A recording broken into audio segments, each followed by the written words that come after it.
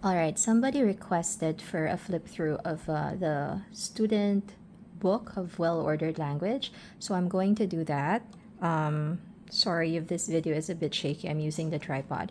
So we use Well Ordered Language in third grade, but we only used this level.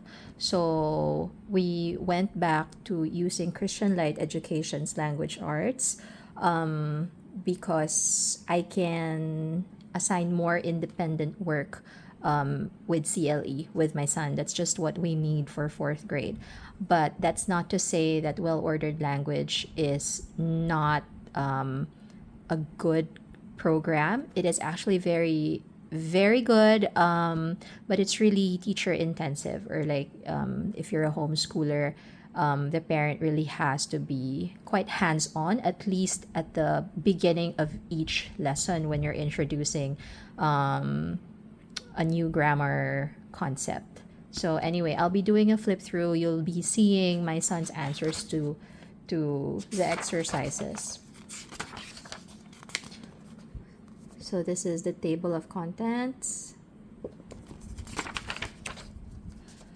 So the student book is pretty much just like the teacher's guide, but of course that one has answers and guide for the instructor on how to teach the lesson.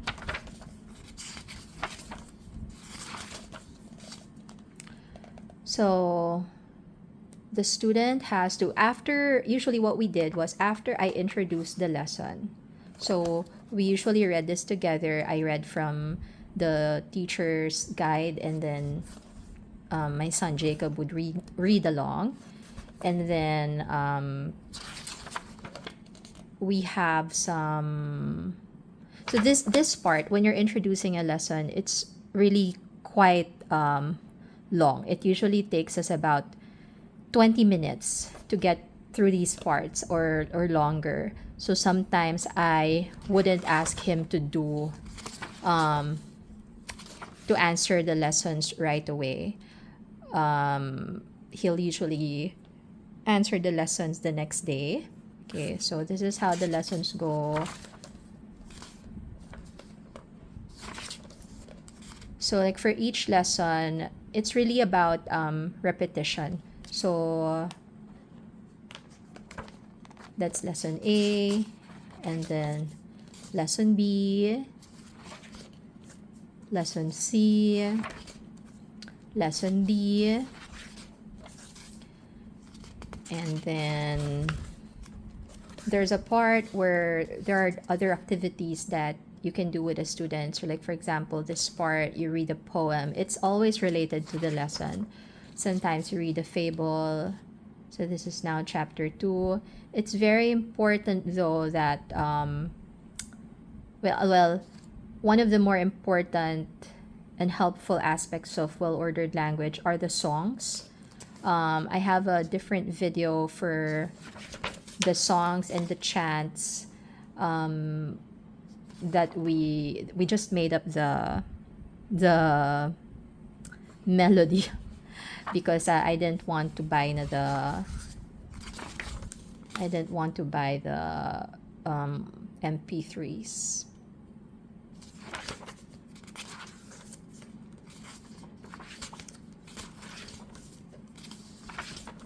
They also have a quiz, but the quizzes and the extra exercises are not in the student book. They're in the teacher's guide. Later on, I'll be doing a flip through again of the teacher's guide, a very quick one because it's really quite a thick book. So, as with a neoclassical curriculum or a classical curriculum, some people might argue with me on that, but it's really about repetition for to have the children master the grammar concepts. There's usually a recitation involved. For example, the way a sentence is analyzed. So they always have this part. And then this is how you analyze the sentence. So first, read the sentence aloud, and then you analyze it like that. What I do is, for this kind of exercise, since we have a blackboard here, I write the sentence and then I let my son analyze it on the board. So again, it's A, B, C, D. So I think the idea is that because this program is also being used in school, so that's like for every lesson you do one exercise a day.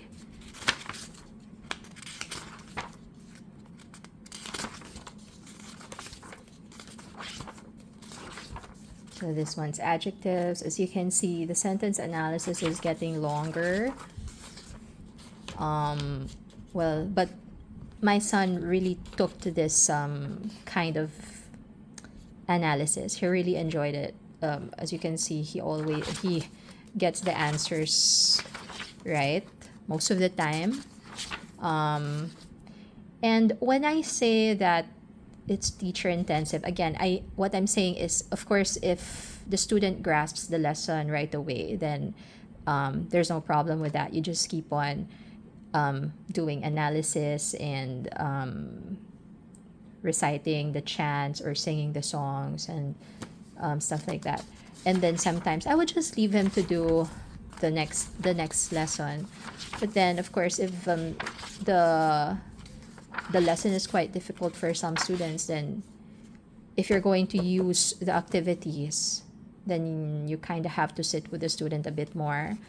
But in my opinion, I just think that the lessons in CLE can be done more independently. So again, it has poems like that, questions to ponder.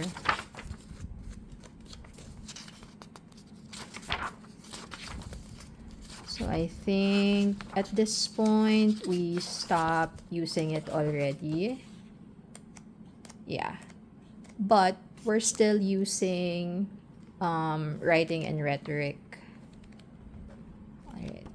So it's pretty much just like that. There is a part here with the biographies of the authors from the excerpts used in the lessons.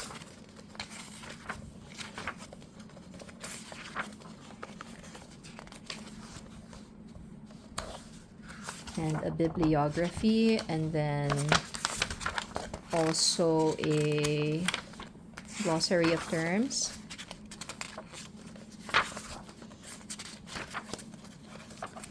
And the song lyrics. So when we sing the songs or the chants, my son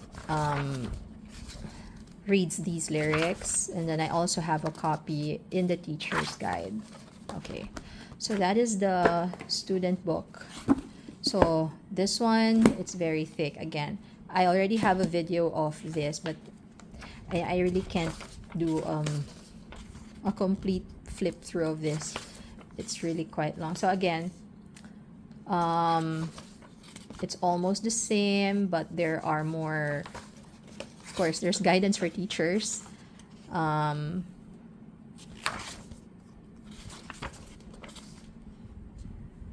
And then, of course, on the parts where there are answers, the answers are already here, and then there are some that are more open-ended, that answers will vary. So again, all the guide for the activities are there. Then there's also a review part here, and then in the teacher's guide there's a quiz. The quizzes are not here in the student notebook. So like how I do quizzes is sometimes I would I would type these questions in, make a Word document for that, have him answer that, or like I will dictate the sentences and then he needs to answer those. Sometimes we even do it orally. Oh yeah, and they also have these types of activities. So I really like this. I mean, I really like well-ordered language. I love writing and rhetoric. There are a lot of YouTube videos about writing and rhetoric. Of course, I cannot speak as to the experience of someone who did all the levels of well-ordered language, but for us, at least for level 1A, this is a really solid grammar program. But it's more of, you know, um, it's not the same as like a Charlotte Mason, type of grammar, if you know what I mean. Like, because I've seen the samples from, like, let's say, Using Language Well. Those are beautiful also. Also, what I like about this one is that there's like a central story that runs through the entire book. Like, you meet a family here. Like, it's a story about a boy, and that's the character, and then the entire story goes runs along. But I'm not saying that the exercises or the questions are always related to this. They are not. They actually vary.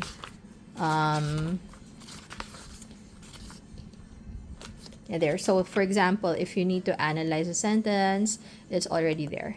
It's already laid out.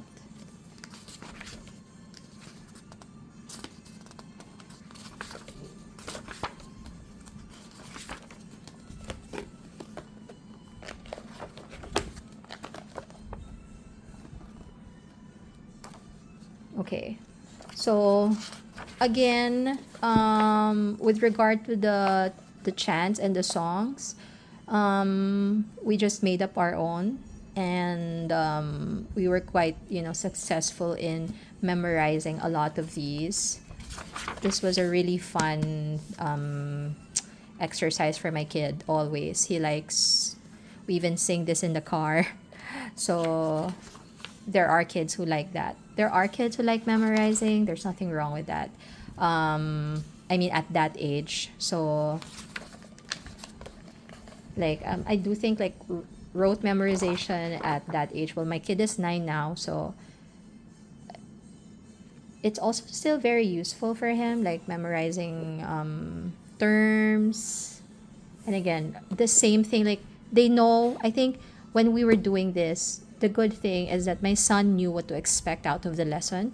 So he learned how to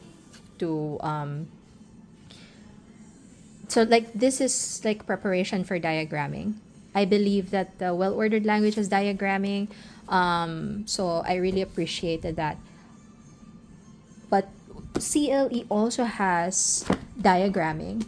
Actually, since we're already in this, I'm already recording a video. I'm going to show you a quick flip through of Christian Living, Christian Light Education.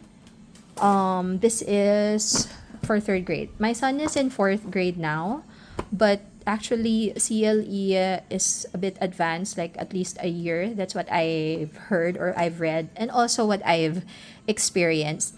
Because when my son was doing CLE, his assessment would be the NWEA, Map Growth Assessments, and he always scored really high in language arts. And I think because he was trained, or well, he learned language arts using CLE in first grade.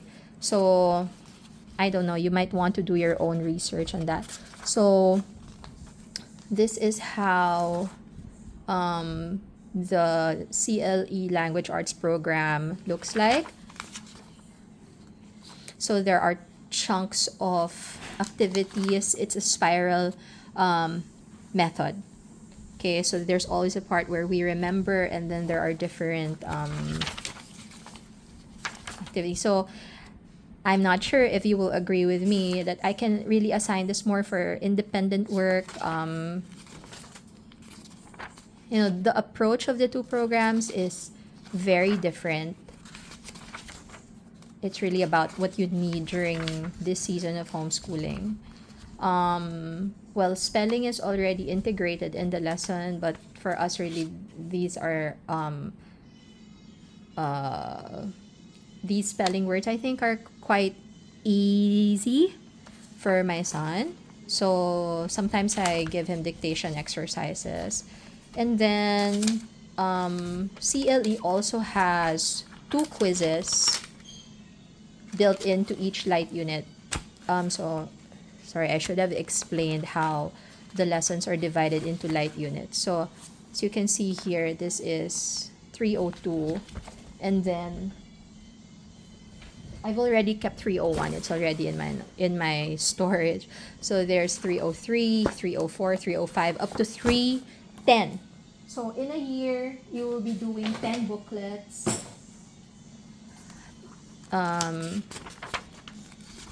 Yeah, so can you do both? Yeah, you can, but then I guess for now I think we'd stick with language arts. I mean with CLE. This is how the teacher's guide looks like. Well, with CLE, there are really good samples on their website, so you might also want to check that out. So it starts like that. Again, this program is also used, I believe, in classrooms, so it also speaks to like a classroom teacher, but a homeschool parent would not have a hard time doing this at home. Yeah. There. And then, so again, each light unit has two quizzes and a test. Sorry, I forgot to, where is the test? Yeah, you can find it in the middle, and then you can just take it out of this, stapler. You can just remove that. It's in the middle. So, yeah, CLE also has diagramming. I believe the diagramming lesson started in Language Arts 200, but we did not use that because we use this. We use this. But I don't think I will have a hard time teaching him how to diagram. Plus, there are a lot of videos on YouTube that teach how to diagram. So,